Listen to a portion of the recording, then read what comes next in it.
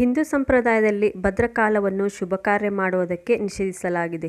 ಆದರೆ ಈ ಭದ್ರಕಾಲ ಎಂದರೆ ಯಾರು? ಭದ್ರಕಾಲದಲ್ಲೇಕೆ ಶುಭ ಕಾರ್ಯಗಳನ್ನು ಮಾಡುವುದಿಲ್ಲ? ಈ ಭದ್ರಕಾಲದ ಕುರಿತು ಇವತ್ತು ತಿಳಿದುಕೊಳ್ಳೋಣ. ಎಲ್ಲರಿಗೂ ನಮಸ್ಕಾರ. ಶುಭಮಸ್ತು ಲೋಕಕ್ಕೆ ಸ್ವಾಗತ. ಪಂಚಾಂಗದಲ್ಲಿ ನೋಡಿದಾಗ ಭದ್ರಕಾಲ ಇರುವುದನ್ನು ನೋಡಿರುತ್ತೇವೆ. ಕೆಲವೊಂದು ಮಂಗಳಕರ ದಿನಗಳಂದು ಭದ್ರಕಾಲ ಸಮಯವಿದ್ದರೆ ಆ ಸಮಯದ ನಂತರವೇ ಶುಭ ಕಾರ್ಯಗಳನ್ನು ಮಾಡುತ್ತಾರೆ. ಭದ್ರಕಾಲದಲ್ಲಿ ಶುಭ ಕಾರ್ಯಗಳನ್ನು ಏಕೆ ಮಾಡುವುದಿಲ್ಲ ಮತ್ತು ಭದ್ರಕಾಲದ ಮಹತ್ವ ಮತ್ತು ಭದ್ರಕಾಲದ ಅವಧಿಯ ಕುರಿತು ಇವತ್ತು ತಿಳಿದುಕೊಳ್ಳೋಣ. ಭದ್ರ ಎಂದರೆ ಯಾರು ಗೊತ್ತಾ? ಭದ್ರ ಎಂದರೆ ಒಂದು ಕನ್ಯೆ, ಅಂದರೆ ಒಬ್ಬ ಸ್ತ್ರೀ. ಭದ್ರಳು ಸೂರ್ಯದೇವ ಮತ್ತು ಛಾಯಾದೇವಿಯ ಮಗಳು ಹಾಗೂ ಶನಿದೇವನ ಸಹೋದರಿ. ಈಕೆ ತನ್ನ ಸಹೋದರ ಶನಿಯಂತೆ ಅತಿಯಾದ ಕೋಪವನ್ನು ಹೊಂದಿರುತ್ತಾಳೆ. ಎಲ್ಲ ಕೆಲಸದಲ್ಲಿಯೂ ಕೋಪವನ್ನು ಮುಂದಿಟ್ಟುಕೊಂಡೇ ಮಾಡುತ್ತಾಳೆ. ರಾಕ್ಷಸ ಸಂಹಾರಕ್ಕಾಗಿ ಭದ್ರಳು ಜನನವಾಗಿರುತ್ತದೆ. ಆದರೆ ಭದ್ರಳು ಅದಕ್ಕೆ ವಿರುದ್ಧವಾಗಿ ದೇವತೆಗಳಿಗೆ ಶುಭ ಕಾರ್ಯಗಳಲ್ಲಿ ತೊಂದರೆಯನ್ನುಂಟು ಮಾಡಲು ಪ್ರಾರಂಭಿಸುತ್ತಾಳೆ. ಇದರಿಂದ ಕೋಪಗೊಂಡ ದೇವಾನುದೇವತೆಗಳು ಬ್ರಹ್ಮದೇವನ ಬಳಿ ತಮ್ಮ ಸಂಕಷ್ಟವನ್ನು ಹೇಳಿಕೊಳ್ಳುತ್ತಾರೆ. ದೇವತೆಗಳ ಸಂಕಷ್ಟವನ್ನು ಪರಿಹಾರ ಮಾಡುವುದಕ್ಕಾಗಿ ಬ್ರಹ್ಮದೇವನು ಮುಂದಾಗುತ್ತಾನೆ. ಬ್ರಹ್ಮದೇವನು ಭದ್ರಳಿಗೆ ಹೇಳುತ್ತಾನೆ, ಭದ್ರ, ನೀನು ಮಾಡುತ್ತಿರುವ ಕೆಲಸ ಸರಿಯಲ್ಲ. ನೀನು ಯಾವಾಗಲೂ ಎಲ್ಲರಿಗೂ ತೊಂದರೆ ನೀಡುವುದು ಸರಿಯಲ್ಲ. ದೇವರು, ಮನುಷ್ಯರು, ರಾಕ್ಷಸರು ಮಾತ್ರವಲ್ಲ, ನಿಸರ್ಗವೂ ಇದನ್ನು ಒಪ್ಪುವುದಿಲ್ಲ. ಆದರೆ ನೀನು ಜನಿಸಿರುವುದು ಈ ಕಾರಣಕ್ಕಾಗಿ ಎಂದಾದ ಮೇಲೆ ಕೆಲವೊಂದು ನಿಯಮಗಳನ್ನು ಕೂಡ ನೀನು ಪಾಲಿಸಬೇಕು. ಎಲ್ಲ ಸಮಯದಲ್ಲಿ ಎಲ್ಲರಿಗೂ ತೊಂದರೆ ನೀಡಲು ಸಾಧ್ಯವಿಲ್ಲ. ಬದಲಾಗಿ ಕೆಲವು ವಿಶೇಷ ಸಂದರ್ಭಗಳಲ್ಲಿ ಮಾತ್ರ ಮನುಷ್ಯರಿಗೆ, ದೇವತೆಗಳಿಗೆ ಮತ್ತು ರಾಕ್ಷಸರಿಗೆ ತೊಂದರೆ ಕೊಡಲು ಸಾಧ್ಯ. ಮತ್ತು ನಿನ್ನನ್ನು ಗೌರವಿಸಿದವರಿಗೆ ನೀನು ಅವರ ಕಾರ್ಯವನ್ನು ಅಡ್ಡಿಪಡಿಸಬಹುದು. ಆದರೆ ಎಲ್ಲರ ಕೆಲಸವನ್ನು ಯಾವಾಗಲೂ ನಿಲ್ಲಿಸಲು ಸಾಧ್ಯವಿಲ್ಲ ಎಂದು ಹೇಳುತ್ತಾನೆ. ಇದಕ್ಕೆ ಭದ್ರಳು ಒಪ್ಪಿಕೊಳ್ಳುತ್ತಾಳೆ.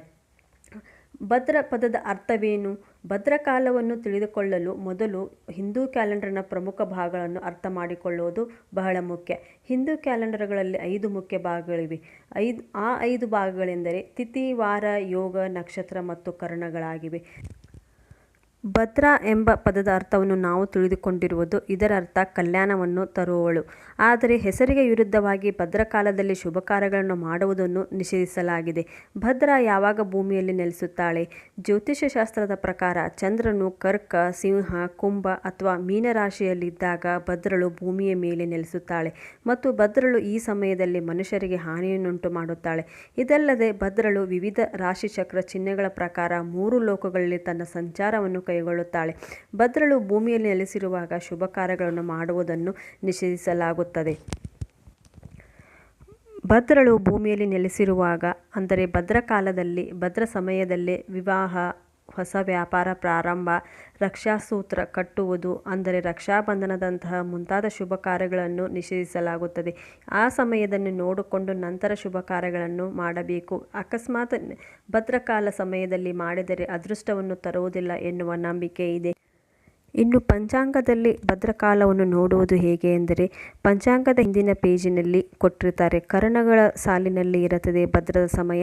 ಆ ಸಮಯವನ್ನು ನೋಡಿಕೊಂಡು ಶುಭ ಕಾರ್ಯಗಳನ್ನು ಮಾಡಬಹುದು. ನೋಡಿ, ಇಲ್ಲಿ ತಿರುಗಿಸಿ ತೋರಿಸ್ತಾ ಇದ್ದೀನಿ. ಇಲ್ಲಿ ಭದ್ರ ಅನ್ನೋದು ಒಂದು ಬೇರೆ ಶಬ್ದನ ಇರುತ್ತೆ, ನಿಮಗೆ ಗೊತ್ತಾಗುತ್ತೆ. ಕರ್ಣಗಳ ಸಾಲಿನಲ್ಲಿ ಇರುತ್ತೆ.